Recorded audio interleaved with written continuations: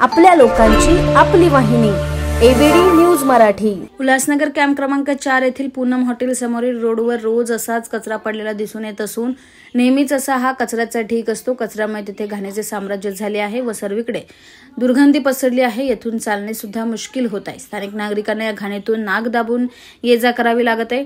अशामुळे साथीच्या रोगांची शक्यता नाकारता येत नाही। उल्हासनगर महानगरपालिकेने शून्य कचरा या संकल्पनेनुसार करोडो रुपयांचा ठेका कोणार्क कंपनीला दिला आहे, पण या ठेक्याचा फायदा नक्की कोणाला होत आहे? उल्हासनगर शहरातील जनतेला, प्रशासनाला की कंपनीला असा प्रश्न उपस्थित होतोय।